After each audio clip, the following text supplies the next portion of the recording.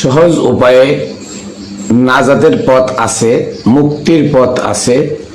তো সহজ উপায়ে মুক্তির পথ রেখে কেন আমরা বলৎকার ওহাবি মোল্লাদের, এজিদির মোল্লাদের কথায় বাঁকা পথে আল্লাহ খুঁজি এবং মুক্তির পথ খুঁজি?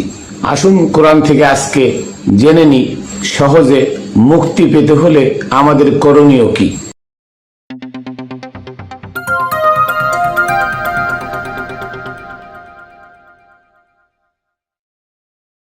বিসমিল্লাহির রহমানির রহিম। আসসালাতু ওয়াসসালামু আলা সাইয়্যিদিল মুরসালিন ওয়া আলিহি আজমাইন। আসসালাতু ওয়াসসালামু আলা সাইয়্যিদিনা মাওলা ইমাম হুসাইন শুহাদা আজম শুহাদায়ে কারবালা ওয়া আলিহি আজমাইন। প্রিয় বন্ধুরা, দেশে দূরে যারা যেখানে আছেন, সকল ধর্মের ঊর্ধ্বে, সকল মানবতার প্রতীক, সকল মানুষের কাছে আমার সালাম ও কদমবুসি খাতুনে জান্নাত টিভি ইউটিউব চ্যানেল ও ফেসবুক পেজের পক্ষ থেকে। সর্বপ্রথম আমি আমার সালাম ও ভক্তিপূর্ণ কদমবুসি প্রেরণ করি পাক পাঞ্জাতনের পাক রওজায়। বিশেষ করে আজকে ৩রা অক্টোবর ৬৮০ খ্রিস্টাব্দের ১০ই অক্টোবর সেই দুনিয়ালোভী, মাগিখোর, মদখোর, লুচ্চা, বদমায়েশ, জারোর সন্তান এজিদ, যে নবীর দহিত্র মাওলা ইমাম হুসাইন আলাইহিস সালাম ও তার সঙ্গে ৭২ জন লোককে কারবালার ময়দানে নির্মমভাবে হত্যা করেছিল। আজ ৩রা অক্টোবর, আগামী ১০ই অক্টোবর সেই প্রলয় দিবস, সেই শুহাদায়ে আজমের শাহাদাত দিবস। সেই উপলক্ষে আমি কারবালার ময়দানে যারা সত্যকে প্রচার করার জন্য আমার মাওলা হুসাইনের ডাকে সাড়া দিয়ে ৭২ জন লোক জীবন দিয়ে সত্যকে প্রচার করে গেছেন, সত্যকে সম্মানিত করে গেছেন, সত্যকে মাথা উঁচু করে দাঁড়ানোর সুযোগ করে দিয়ে গেছেন। আমি অধম আমার মুর্শিদের পক্ষ থেকে আমি কারবালার ময়দানে ইমাম হুসাইন সহ ৭২ জন শহীদের পাক রওজায় জানাই আমি আমার অন্তর থেকে শুভেচ্ছা, অভিনন্দন এবং আমার ভক্তিপূর্ণ সালাম ও কদমবুসি। সাথে সাথে আমি আমার সালাম ও কদমবুসি জানাই যত অলিয়া উলিয়া গাউস কুতুব এই দুনিয়া থেকে বিদায় নিয়ে চলে গেছেন, তাদের পাক রওজায়, যারা ধরাধামে আছেন তাদের পাক চরণে, বাবা শাহ আলী বগদাদী রহমতুল্লাহ আলাইহির পাক দরবারে, আমার দাদা হুজুর হযরত মুতালেব শাহ রহমতুল্লাহ আলাইহির পাক দরবারে এবং আমার গুরু হযরত মানিক চাঁদ শাহ মাদ্দাজিল্লুল আলিয়া আমার বাবাজানের পাক চরণে। কোরআনের সূরা আস-সফ আয়াত নম্বর ১১, ১২ এবং ১৩, এই ৩টা আয়াতের আমি আজকে ব্যাখ্যা আপনাদের সামনে করব যে আসলে আল্লাহ আমাদের উপরে জুলুম করে কখনো ইবাদত চাপায় দেয় না। কোন ধর্মের কর্ম আল্লাহ আমাদের উপরে জোর করে চাপায় দেয় না। আমরা মানুষেরাই ধর্ম বানিয়েছি, আমরা মানুষেরাই ধর্মের কর্ম বানিয়েছি, আর সেই ধর্মের কর্ম দিয়ে আমরা মুক্তির পথ খুঁজি। আসলে এটা সম্পূর্ণ ভুয়া, এটা মিথ্যা এবং এটার পিছনে দৌড়ানো সম্পূর্ণ নিষেধ। কেন? পথ হলো দুইটা, একটা সত্যের পথ আর একটা তাগুদের পথ। সত্যের পথ হচ্ছে আল্লাহ প্রদত্ত, যেটা সার্বজনীন, যেখানে মানুষের বিচার করা হয়, যেখানে কোনো ধর্মের বিচার নাই। আর তাগুদের পথ হলো যেখানে ধর্মের বিভেদ সৃষ্টি করা হয়, ধর্মে দ্বন্দ্ব সৃষ্টি করা হয়, ধর্মের বিচার করা হয়, যেখানে সত্যের বিচার নাই। আজকে দেখতেছেন বাংলাদেশে এক শ্রেণীর নামধারী জালেম জুলামা, আলেম ওলামা মানুষ বলে, আমি বলি জালেম জুলামা। এই জালেম জুলামারা ইসলামের কথা বলে দাড়ি টুপি জুব্বা নিয়ে আল্লাহর ওলিদের মাঝারে আক্রমণ, অগ্নিসংযোগ, কবর থেকে লাশ উঠায় আগুন দিয়ে পোড়ানো, এটা কোন ধর্মের কাজ? আবার তারাই মন্দিরে গিয়ে সেজদাও দিতেছে, মূর্তিকে সেজদাও দিতেছে, এটা কোন ধর্মের কাজ?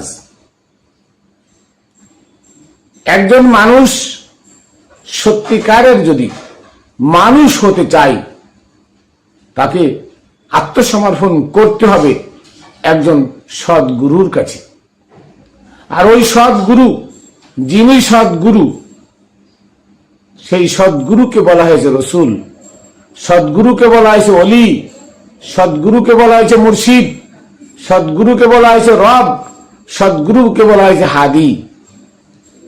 তাহলে একজন সদ্গুরুর কাছে গিয়ে যিনি আত্মসমর্পণ করেন, তার কোনো ধর্ম থাকে না। সে যে ধর্মের মধ্যে তার জন্মগ্রহণ হয়েছে, ও ধর্ম তার থেকে দূরে চলে যায়। কেন? সারা দুনিয়াতে 4300 ধর্ম আছে। এই 4300 ধর্ম সম্পূর্ণ মানব রচিত, মানুষের বিধান অনুযায়ী চলে। আর এই ধর্ম দিয়ে, এই ধর্মের কর্ম করে কেউ মুক্তি, কোন নজির কেউ দেখাতে পারবে না। আসুন, মুসলমান ধর্ম 5 ওয়াক্ত নামাজ পড়ে কপালে দাগ বানায় ফেলছে। একটা লোক দেখাতে পারবেন না যে এই লোকটা 50 বছর ইমামতি করেছে, 50 বছর এক ওয়াক্ত নামাজ তার জামাতে কাজা হয় নাই, জামাতি কাজা হয় নাই। কারণ নামাজ তো কাজা দূরের কথা। 50 বছর পরে ওই লোকটা মারা গেছে, তাকে সুন্দর করে দাফন কাফন দেওয়া হয়েছে। 2 বছর পরে তার লাশ, তার কবর খুঁজে দেখা গেল তার লাশ হাড্ডি গুড্ডি কিছু নাই, সব মাটির সাথে মিশে গেছে। তার মানে ওই লোক অধার্মিক ছিল, ধার্মিক ছিল না। কারণ কি? কারণ মানব রচিত বিধান অনুযায়ী যে ধর্ম পরিচালিত হয়, ওই ধর্মের কর্ম করলে কেউ মুক্তি পাবে বা কেউ মুক্তি পেয়েছে আজকে সারা দুনিয়ায় এমন একটা নজির নাই। অথচ আমি দেখাবো লক্ষ লক্ষ। কি দেখাবো? যে যারাই ধর্মের কর্ম ছেড়ে, ধর্ম ছেড়ে, এই সমাজ সংসার ছেড়ে পাগল ফতোয়া নিয়ে অথবা ভণ্ড ফতোয়া নিয়ে নির্জনে নিবৃতে গিয়ে আল্লাহর প্রেমে মগ্ন হয়ে বসে আছে, সেই সমস্ত মানুষ যারা যুগের পর যুগ গোসল করে না, কিন্তু শরীর থেকে গন্ধ আসে না। অথচ আপনি আমি একদিন 2 দিন গোসল না করলে আমাদের গা থেকে পচা দুর্গন্ধ বেরোয়, আমাদের আশেপাশে কেউ বসতে পারে না। তাহলে বোঝা গেল যে এই ধর্মের কর্ম করে আমরা সামান্য দুনিয়াতে দেহ থেকে পচা গন্ধ বের করা বন্ধ করতে পারি নাই। অথচ একটা মানুষ যুগের পর যুগ গাছতলায় বসে আছে, গোসল করে না, কাপড় পরিষ্কার করে না, ধোয় না, ওই লোকের শরীর থেকে বিন্দু মাত্র পচা গন্ধ আসে না। পার্থক্যটা কোথায়? পার্থক্যটা হলো এই গন্ধটা ভিতর থেকে গা ঘেমে বেরোয়, কারণ আমার ভিতরে ময়লা, আমার ভিতরে ময়লা আছে। ময়লাটাও ততক্ষণ পর্যন্ত আমি পরিষ্কার না করতে পারবো, ততক্ষণ পর্যন্ত আমার শরীর থেকে দুর্গন্ধ বের হবে। আর যখন আমি ময়লাটা পরিষ্কার করে ফেলবো, তখন আমি যুগ যুগ ধরে গোসল না করলেও আমার শরীর থেকে গন্ধ আসবে না। কারণ ওই ময়লাটা পরিষ্কার করলে তার ভিতরে আল্লাহ প্রকাশিত হয়, আল্লাহ বিকাশিত হয়। আর যার ভিতরে আল্লাহ প্রকাশিত হয়, যার মধ্যে আল্লাহ বিকাশিত হয়, উনি রসুল, ওনাকে রসুল বলা হয়। উনি হাদি, উনি অলি, উনি মুর্শিদ, ওনাকে রব বলা হয়। কোরআনে 5টা ভাষা এসেছে: রসুল, রব, হাদি, মুর্শিদ আর অলি। সূরা মুজাম্মিল আছে রব্বুল মাশরিকি ওয়াল মাগরিবি লা ইলাহা ইল্লাহু ফাত্তাখিযু ওয়াকিলা।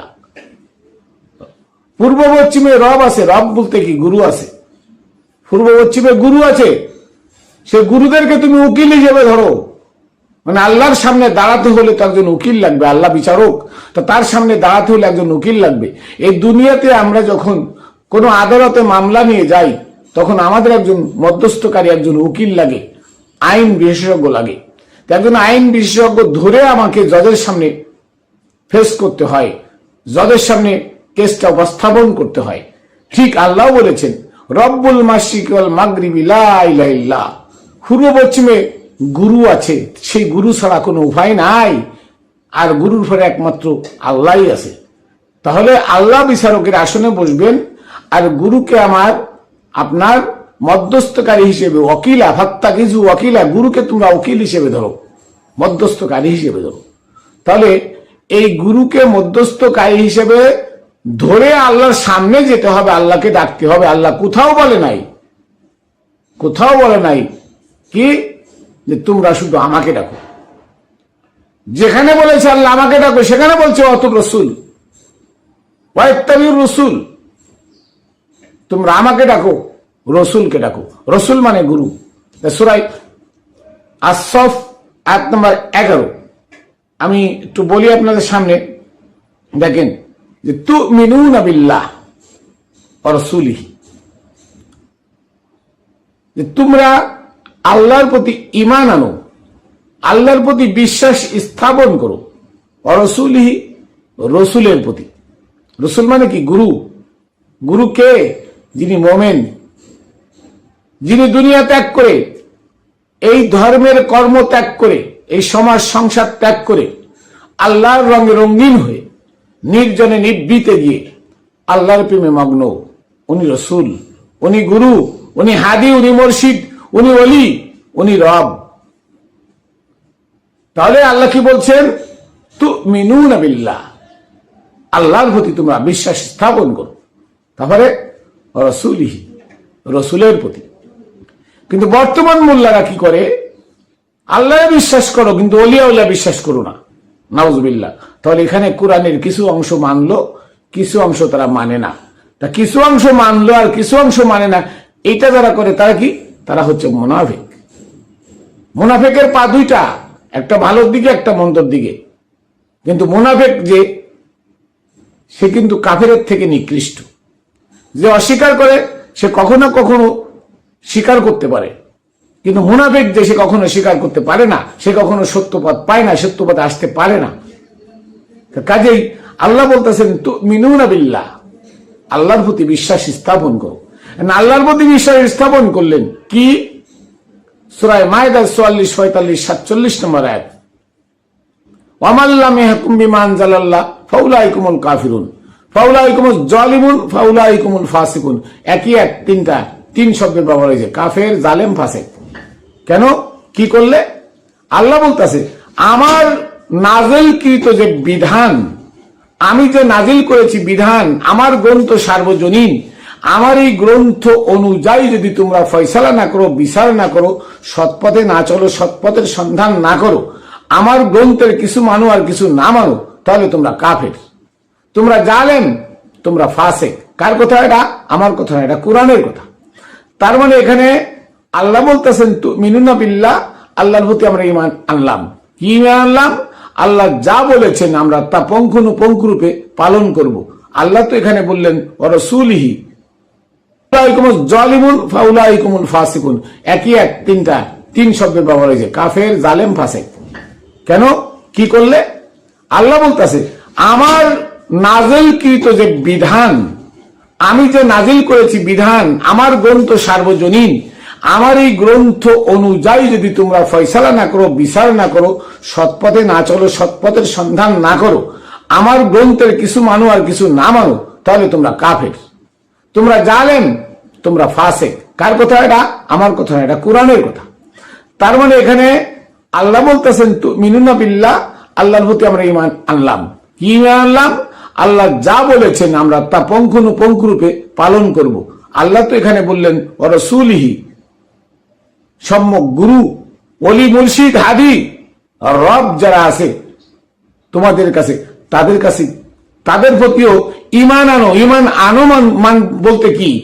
তাদের কাছে গিয়ে আত্মসমর্পণ করো, তাদের কাছে গিয়ে আত্মসমর্পণ করো। তাহলে একজন রবের কাছে গিয়ে আত্মসমর্পণ করতে আল্লাহ হুকুম দিয়েছেন। সূরা লুকমানের 15 নম্বর আয়াত আল্লাহ বলেছেন, ইত্তাবি সাবিলা মান আনাবা ইলাইয়া। ওই সমস্ত মানুষের দেখানো পথের আনুগত্য করো, দেখানো পথে চলো।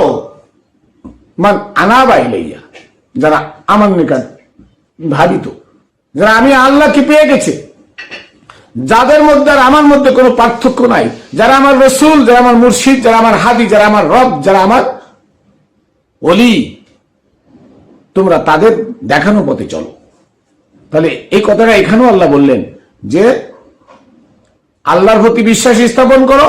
কি বিশ্বাস? পরিপূর্ণ বিশ্বাস। কোনো কিছু মানবো আর কিছু মানবো না, এটা না। যেমন ধর্ম ব্যবসায়ীরা কোরআনের কিছু মানে, কিছু মানে না। কেমন?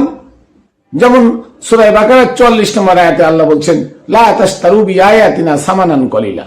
সূরা বাকারা 174 175 নম্বর আয়াতে বলছেন যে যারা আমার নিদর্শনাবলী বিক্রয় করে খায় তারা আগুন ছাড়া আর কিছু খাইল না। তাহলে যারা আল্লাহর নিদর্শনাবলী বিক্রয় করে খায়, কি করে বিক্রয় করে? যেমন মসজিদ বানায়, ওমরের বানানো ধর্মের কর্মগুলো মসজিদে বসে করা হয়, সে কি করে? নামাজ পড়ায় টাকা খায়, সে কোরআন মানুষকে পড়ায় টাকা খায়, মাদ্রাসায় কোরআন শিক্ষা দিয়ে সেখানে টাকা খায়। এটা কি ধর্ম বিক্রয় করে খাওয়া? যারা মসজিদে 5 ওয়াক্ত নামাজ পড়তে আসে, তারা যদি কর্মবিরতির মধ্যে আইসে নামাজ পড়তে পারে, তাহলে একজন মোল্লা মৌলবী সে কেন 5 ওয়াক্ত ফ্রিতে নামাজ পড়াইতে পারে না? তার কেন বিনিময় নেওয়া লাগে? তার কেন বাড়ি বাড়ি যায় অন্যের রান্না, অন্যের ইনকাম রান্না খাওয়া লাগে? তার কেন সুদখোরের পিছনে টাকা বেতনের জন্য ঘোরা লাগে? তার কেন ঘুষখোরের বাড়িতে যে মিলাদ ছোড়া লাগে, মিলাদ ছোড়ের টাকা নেওয়া লাগে? এটা হচ্ছে আল্লাহর বিধানের বিপরীতে। অতএব আল্লাহ যেটা নিষেধ করেছে তার বিপরীতে। অতএব কিছু মানে কিছু মানে না, তারা হলো মুনাফিক। আল্লাহ বলছে তুমিনুনা বিল্লাহ, আল্লাহর প্রতি পরিপূর্ণ ঈমান আনো। পরিপূর্ণ ঈমান আনো বলতে কি? যে আল্লাহর নাযিলকৃত বিধানের বাইরে তুমি কোনো কিছু করতে পারবে না। আল্লাহর নাযিলকৃত বিধান যেটা আছে সেই বিধান অনুযায়ী যদি তুমি চলতে পারো তাহলে তুমি মুক্তি পাবে। রাসূলিহি, আর আল্লাহর যে রাসূল, সম্যক গুরু, ওলি, মুর্শিদ, হাদি যারা আছে তাদের প্রতি তুমি ঈমান আনো, তাদের কাছে গিয়ে আত্মসমর্পণ করো। তারপরে বলছে কি দেখেন, এরপর আল্লাহ বলতেছে ওয়াতুজাহিদুনা ফি সাবিলিল্লাহি বিআমওয়ালিকুম ওয়া আনফুসিকুম। জিহাদ শব্দের অর্থ আপনারা জানেন, আল জুহুদু, কোশিশ করনা। আমরা যখন মাদ্রাসায় পড়েছি আমাদের উর্দু মিডিয়া ছিল, আরবি ফার্সির উর্দু মিডিয়া ছিল। ফার্সি শব্দ বলে তার উর্দুতে তর্জমা, আরবি শব্দ বলে তার উর্দুতে তর্জমা। তাহলে আমরা পড়ছি জিহাদ, জুহুদ। জিহাদ মানে মোল্লারা আপনাদেরকে বোঝায় জিহাদ মানে লাঠি টাঙ্গা নিয়ে মানুষকে বাড়ই মারা না। জিহাদ শব্দের অর্থ কোশিশ করা, চেষ্টা করা। আল জুহুদু কোশিশ করনা মানে চেষ্টা করা। কিসের চেষ্টা করা? যতুজাহিদুনা ফি সাবিলিল্লাহি, আল্লাহর রাস্তায় ভালো হওয়ার চেষ্টা করা, আল্লাহর রাস্তায় মানুষ হওয়ার চেষ্টা করা, আল্লাহর রাস্তায় সৎ হওয়ার চেষ্টা করা, আল্লাহর রাস্তায় আল্লাহর বিধান অনুযায়ী চলার চেষ্টা করা। তারপরে কি? বিআমওয়ালিকুম ওয়া আনফুসিকুম, আমার এই সশরীর দিয়ে আর আমাকে আল্লাহ যে মাল দিয়েছেন, যে সম্পদ দিয়েছেন, যে নেয়ামত দিয়েছেন, ওই মাল সম্পদ খরচা করে, নিজে এবং ওই মাল সম্পদ খরচা করে আল্লাহর রাস্তায় আমাকে শুধরে যাওয়ার চেষ্টা করার নাম জিহাদ। তাই বলেছেন যে আল্লাহর প্রতি পরিপূর্ণ ঈমান আনো, রসুলের প্রতি ঈমান আনো, মানে ওলি মুর্শিদের কাছে কি আত্মসমর্পণ করো, আর কি করো? সত্য পথে জান মাল দিয়ে চলার চেষ্টা করো। এটা এখানে বলা হয়েছে যালিকুম খায়রুল লাকুম, এইটাই হচ্ছে উত্তম কাজ। ইন কুনতুম তা'লামুন, যদি তোমরা অবগত থাকো, যদি তোমরা জানো, বুঝতে পারো, তাহলে এইটা হচ্ছে সবচেয়ে উত্তম কাজ। তাহলে আল্লাহ বললেন কি? আল্লাহ কিন্তু বলে নাই নামাজ পড়লে তোমাকে মুক্তি দেব। কোরআনের কোথাও নাই যে নামাজ পড়লে তোমাকে মুক্তি দেওয়া হবে। কোরআনের কোথাও নাই রোজা রাখলে তোমাকে মুক্তি দেওয়া হবে। কোরআনের কোথাও নাই যে হারাম টাকা দিয়ে ফসুজ আইনে একটা কুরবানি করলে তোমাকে মুক্তি দেওয়া হবে। কোরআনের কোথাও লেখা নাই হজ করলে তুমি মুক্তি পাবে। কোরআনের কোথাও নাই তুমি যাকাত নামে শতকরা আয় টাকা দান করলে মুক্তি পাবে। কিন্তু মুক্তির পথ এখানে।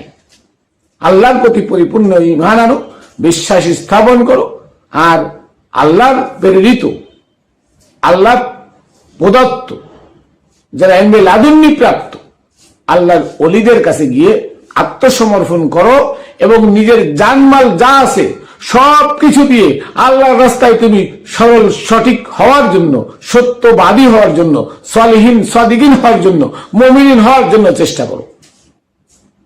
এটাই হচ্ছে উত্তম কাজ। যালিকুম খায়রুল লাকুম, তোমাদের জন্য এটাই উত্তম কাজ। তাহলে বোঝা গেল নামাজ, রোজা, হজ, যাকাত, কুরবানি এটা মানব রচিত, আল্লাহ প্রদত্ত হলে আল্লাহ এখানে বলতো নামাজের বিনিময়ে জান্নাত দেওয়া হবে, রোজার বিনিময়ে জান্নাত দেওয়া হবে, হজের বিনিময়ে জান্নাত দেওয়া হবে, হজ ভালো কাজ, কুরবানির বিনিময়ে তোমাকে কি দেওয়া হবে? জান্নাত দেওয়া হবে। এটা এখানে নাই। তার মানে আপনি এটা বিশ্বাস করেন আর না করেন। বিশ্বাস না করলে মুনাফিক, কাফের, আর বিশ্বাস করলে হবেন মুমিন, ইমানদার। মুমিন না, ইমানদার। তা আল্লাহর প্রতি ঈমান আনা মানে আল্লাহর যত বিধান আছে প্রত্যেকটা বিধান অনুযায়ী আপনাকে চলতে হবে, আপনাকে পুঙ্খানুপুঙ্খরূপে মেনে নিতে হবে। সাহাবীরা বলতো যখন আল্লাহর নবীর কাছে আল্লাহ প্রদত্ত বিধান আসতো, যখন আল্লাহর নবীটা প্রচার করতেন তাদের সামনে, তখন তারা বলতেন সামিনা ওয়া আতানা, আমরা শুনেছি হে আল্লাহর নবী, আমরা শুনেছি, আমরা সাথে সাথে এটা আনুগত্য করলাম, মেনে নিলাম। এটার নাম আমানু, এটার নাম ইমানদার। যখন কোন জিনিস, কোন নজির, কোন কিছু আল্লাহর পক্ষ থেকে আসবে শোনা মাত্র বিশ্বাস করে নেওয়া, এটার নাম ইমানদার। তাহলে এটাই কি কাজ? উত্তম কাজ। কি কাজ? আল্লাহর প্রতি পরিপূর্ণ ঈমান আনা, রসুলের প্রতি ঈমান আনা। সম্যক গুরু, রসুল মানে সম্যক গুরু, যিনি আল্লাহর ওলি, যিনি মুমিন, যিনি সাদিকিন সালিহিন। আর আল্লাহ বলছে অকুনু মাস সাদিকিন, যে তোমরা সাদিকিনদের সাথে হয়ে যাও। আল্লাহ বলতেছে আল্লাহু মাস সাদিকিন, আল্লাহ সাদিকিনদের সাথে থাকেন। তাহলে সাদিকিন সালিহিন যারা, তারা রসুল, তারা মুমিন, তারা ওলি, তারা হাদি, তারা মুর্শিদ, তাদেরকে বলা হয় রব। এবার আসুন 12 নম্বর আয়াতটা পড়ি। যদি তুমি এই কাজ করতে পারো, আল্লাহ যেটা বললেন 12 নম্বর 11 নম্বর আয়াতে, যদি এই কাজ করতে পারো, আল্লাহ বলছেন কি? আগফির লাকুম জুনুবাকুম, তাহলে আমি তোমাদের সব পিছনের যত গুনাহ আছে সব ক্ষমা করে দেব। কি করলে? আল্লাহর প্রতি পরিপূর্ণ ঈমান আনলে, রসুল, ওলি, মুর্শিদ, হাদির কাছে গিয়ে আত্মসমর্পণ করলে এবং জানমাল দিয়ে সৎ পথে সঠিক পথ পাওয়ার চেষ্টা করলে, সেটা হবে তোমাদের জন্য উত্তম কাজ। আর এইটা যদি তুমি করতে পারো, আগফির লাকুম জুনুবাকুম, তাহলে তোমাদের যত গুনাহ আছে পিছনের সব গুনাহ আমি ক্ষমা করে দেব। ওয়াইদখিলকুম জান্নাতিন তাজরি মিন তাহতিহাল আনহার, আর তোমাদেরকে আমি এমন একটা সুসজ্জিত ভবন, সুসজ্জিত বাগানে প্রবেশ করাবো। জান্নাত মানে সুসজ্জিত বাগান, যে বাগানটা ইল্লিন, যে বাগানটার আরেকটা নাম হচ্ছে ইল্লিন, শান্তিময় স্থান, যেখানে সমস্ত মুক্তিপ্রাপ্ত রূহরা বসবাস করে। এই দুনিয়ার মতো, এই দুনিয়া যেমন মানুষ, আমরা মানুষ বসবাস করি, বিভিন্ন জাতের মানুষ, আর সেখানে শুধু বাস করে মুক্তিপ্রাপ্ত মানুষ। সেই মুক্তিপ্রাপ্ত মানুষ যেখানে বাস করে ইল্লিন, ওই ইল্লিনের আরেকটা নাম হলো জান্নাত। এই জান্নাতে আপনাকে ঢুকাই দিবে আল্লাহ, প্রবেশ করাই দিবে তাজরি মিন তাহতিহাল আনহার, যে জান্নাতের নিম্ন দেশ থেকে, নিম্ন দিয়ে হরেক রকম ঝর্ণা প্রবাহিত থাকবে। ফি জান্নাতে আদ, এখানে বলছে যে সুসজ্জিত, মানে যেটাকে বলা হয় আপনার সুমোহিত, সুমোহিত একটা জান্নাত, সুমোহিত একটা জগৎ। ওই জগতে আল্লাহ আপনাকে পৌঁছায় দিবেন। ও মাসাকিনা তয়্যিবাতান, সেখানে আপনার জন্য পবিত্র একটা ঠিকানা, সেখানে আপনার জন্য পবিত্র ওটা ঠিকানা। তাহলে বোঝা গেল যে আল্লাহ বলছেন আল্লাহর প্রতি পরিপূর্ণ ঈমান আনলে আর আল্লাহ প্রদত্ত এলহাম প্রাপ্ত অলি মুর্শিদ হাজি রসুল রব যারা আছে তাদের প্রতি পরিপূর্ণ বিশ্বাস স্থাপন করলে, অর্থাৎ তাদের কাছে গিয়ে আত্মসমর্পণ করলে আর জান মাল দিয়ে সত্য পথে চলার চেষ্টা যে করে, এটা হচ্ছে উত্তম কাজ। আর এই কাজ যে করবে আল্লাহ তার পিছনের সব গুনাহ ক্ষমা করে তাকে নিষ্পাপ বানায় তাকে জান্নাত দান করবে, যে জান্নাতের নিচ দিয়ে ঝর্ণা প্রবাহিত, যেখানে আছে পবিত্র একটা স্থান, সুমোহিত পবিত্র একটা স্থান, সেটা আল্লাহ আপনাদেরকে দান করবে। তাহলে বোঝা গেল সহজ উপায়ে জান্নাত রেখে আমি বাঁকাবাতে মোল্লাদের জন্য ঘুরছি। আমি গভীর শীতের রাতে উঠে মোল্লার কোথায়, মোল্লা আজান দেয় 4টার সময়, 4টা বাজে আজান দেয় ভোর রাতে। একজন বৃদ্ধ মানুষ শীতে উঠে কাঁপতে কাঁপতে যায়, ঠান্ডা পানি দিয়ে উজু করে মোল্লার পিছনে দাঁড়ায় নামাজ পড়ে, আর মোল্লা লম্বা কিরাত পড়ে। কি কিরাত? যা আল্লাহ বলছেন না তাই না কাল কাউসার, হে নবী আপনাকে আমি কাউসার দান করেছি। আর মোল্লাও কয় হে আল্লাহ তোমারে আমি আর আমার মুক্তাদিরা মিলে কাউসার দান করেছি। আল্লাহর সাথে মস্করা করে, ঠাট্টা করে, আবার আল্লাহর জান্নাতও চাই, আল্লাহকে ভেঙ্গায়, আবার আল্লাহর জান্নাতে চায়, আল্লাহকে ব্যঙ্গ করে, আবার আল্লাহর জান্নাতও চাই। আল্লাহ তো কঠিন নয়। আল্লাহ কখনো জোর করে কারো উপরে ধর্ম চাপাই দেন না। আল্লাহর কোনো ধর্ম নাই। আল্লাহর ধর্মের নাম সার্বজনীন ধর্ম, যেখানে হিন্দু, বৌদ্ধ, মুসলমান, খ্রিস্টান, ইহুদি, নাসারা কিছু নাই। সব মানুষ, প্রতিটা মানুষের কালো দলা, সব মানুষের রক্ত যেমন লাল, আল্লাহর ধর্মের নামও এরাম রক্তের মতো লাল। আল্লাহর কোনো ধর্ম নাই। আল্লাহ পৃথিবীতে কোনো ধর্ম বানায় নাই। আল্লাহ পৃথিবীতে কোনো ধর্মের কর্ম করতে বলে নাই।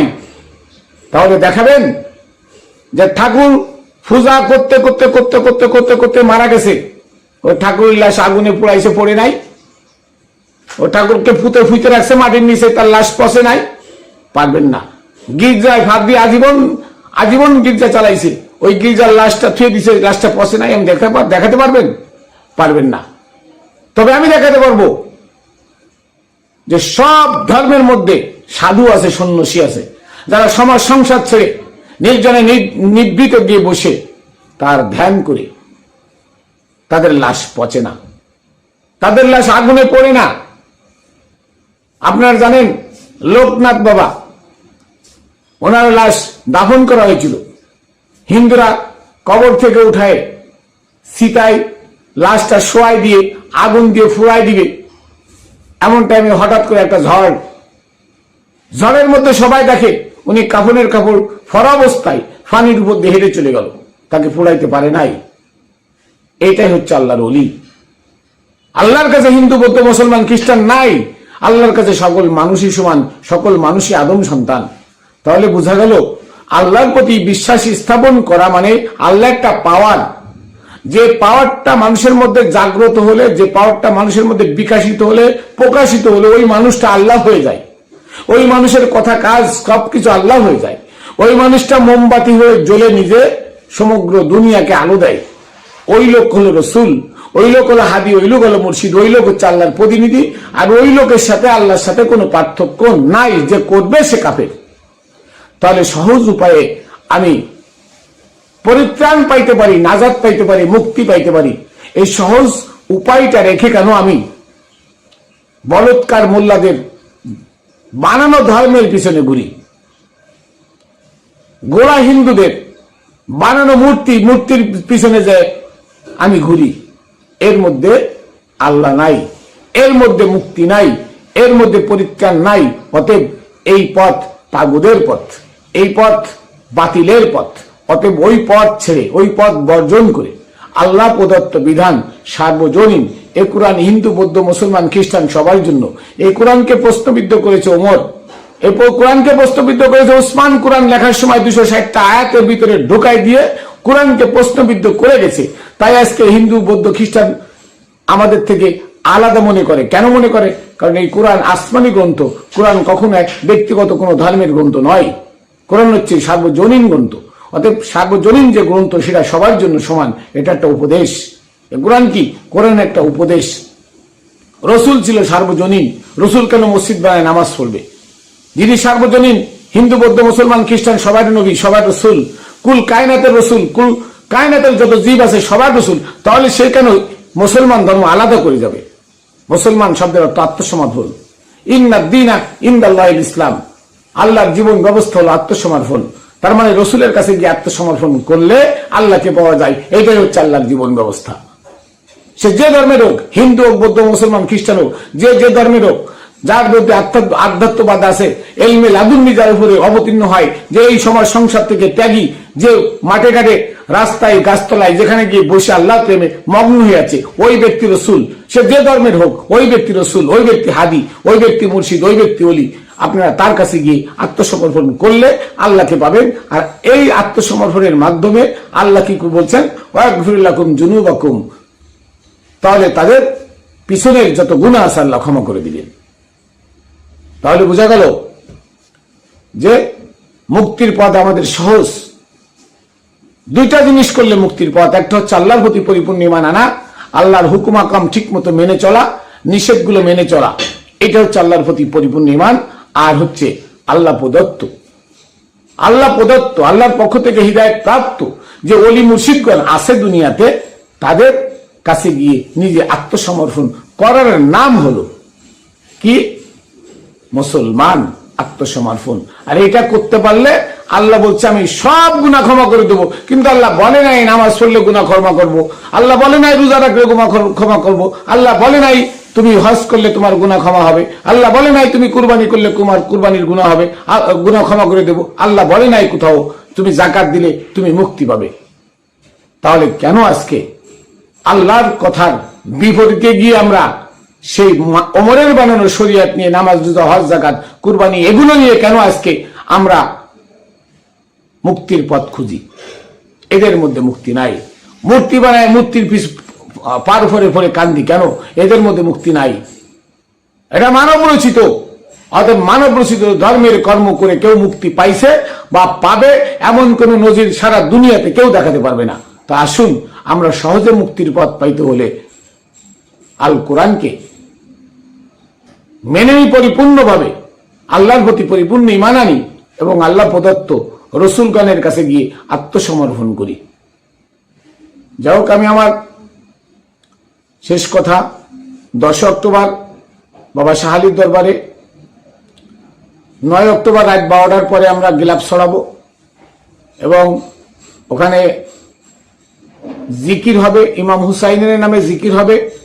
হুসাইন প্রেমিকরা যারা আছেন, যদি আপনাদের সমর্থন হয় আসার, আসবেন, দাওয়াত থাকলো।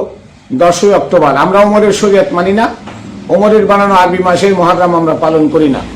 কাজেই আমার ক্যালেন্ডার দেখবেন, আমার ক্যালেন্ডার আছে, ক্যালেন্ডার বানাই দিছি 11টা অনুষ্ঠান পাক পাঞ্জাতনের। এই 11টা অনুষ্ঠান ওই ক্যালেন্ডার অনুযায়ী আমরা সৌর মাসে করব, মানে ইংরেজি মাসে করব। আমরা ওমরের বানানো চন্দ্র মাস, আরবি মাস এগুলো মানি না। সারা দুনিয়াতে চলতেছে এই ভুয়া মাস, এই ভুয়া মাস আমরা মানি না। আমরা হুসাইনি প্রেমিক যারা আছি তারা আমরা নবী যে মাস মেনে গেছে আমরা ওইটাই মানি এবং ওইটা আল্লাহ প্রদত্ত। যাই হোক, আমি আমার শেষ সালাম কদম বুঝি পাক পাঞ্জাতনের পাক দরবারে সোহাদায়ে কারবালার 73 জন ইমাম হুসাইন, মাওলা হুসাইন, সোহাদায়ে আজম সহ 73 জন শহীদের পাক দরবারে, পাক রওজায় এবং সকল অলিদের পাক দরবারে, পাক চরণে এবং আমি আমার দয়াল মানিক চাঁদ শাহ মাদ্দাজিল্লুল আলিয়ার পাক চরণে সালাম ও কদম বুসি রেখে এখানে শেষ করছি। জয় গুরু।